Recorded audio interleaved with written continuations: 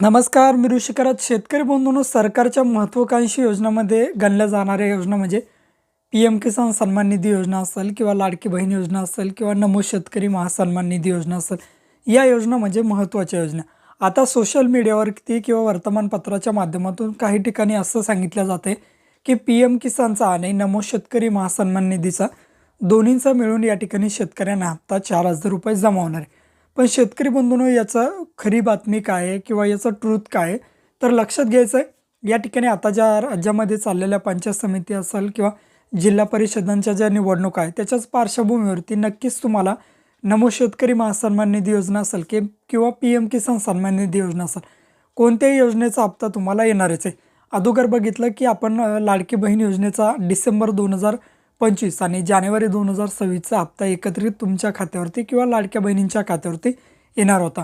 पण विरोधी पक्षामार्फत जशी यावरती याचिका दाखल केली किंवा या ठिकाणी परिपत्रक निवडणूक आयोगाला पाठवण्यात आलं, निवडणूक आयोगानं सांगितलं की तुम्ही ज्या नियमित हप्ते ते देऊ शकता, या ठिकाणी अग्रिम जो हप्ता आहे तो देऊ शकत नाही, म्हणजे जानेवारी महिन्याचा हप्ता देऊ शकत नाही.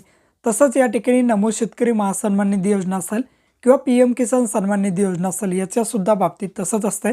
समजा या ठिकाणी आता पी-एम किसानचा हप्ता जो येणार आहे तो या ठिकाणी लवकर दिला जाईल का? तर नाही. असं जर केलं तर नक्कीच या ठिकाणी जी आचारसंहिता म्हणतो आपण, तर आदर्श आचारसंहितेचा भंग या ठिकाणी होईल. पण निवडणूक आयोग असो किंवा राज्य सरकार असो, यांच्यामार्फत ही गोष्ट लक्षात घ्यायची की जो पेंडिंग हप्ता आहे तो तुम्ही या ठिकाणी देऊ शकता. तर शेतकरी बंधूंनो, तुम्हाला जो पी-एम किसानचा हप्ता आहे तो सध्याच येणार नाही. नमो शेतकरी महासन्मान निधीचा जो 8वा हप्ता आहे तो तुमच्या खात्यावरती क्रेडिट केला जाईल. त्यासाठी राज्य शासनाची वित्त विभागाकडे या ठिकाणी 1,800 ते 1,900 रुपये कोटींची मागणीसुद्धा केलेली आहे आणि लवकरच ती मंजूर होईल. त्याचा जी-आर सुद्धा येईल. जी-आर आल्यानंतर साधारण 10 ते 15 दिवसामध्ये तुमच्या खात्यावरती ही रक्कम टाकली जाते. आता या ठिकाणी ही जी रक्कम येणार आहे नमो शेतकरी महासन्मान निधी योजनेचीच येईल. पी-एम किसानचा हप्ता तुर्तास तरी तुमच्या खात्यावरती येणार नाही.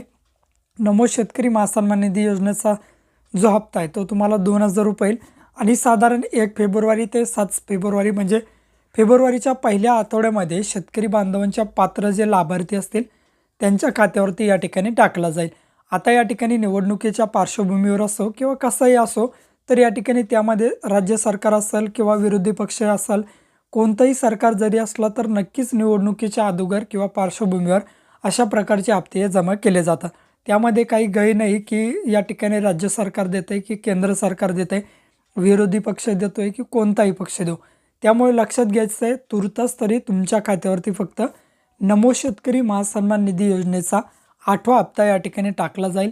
त्या अगोदर किंवा त्यानंतर या ठिकाणी आला तर पी-एम किसानचा येईल, पण अग्रिम कोणताही प्रकारचा हप्ता तुमच्या खात्यावरती येणार नाही.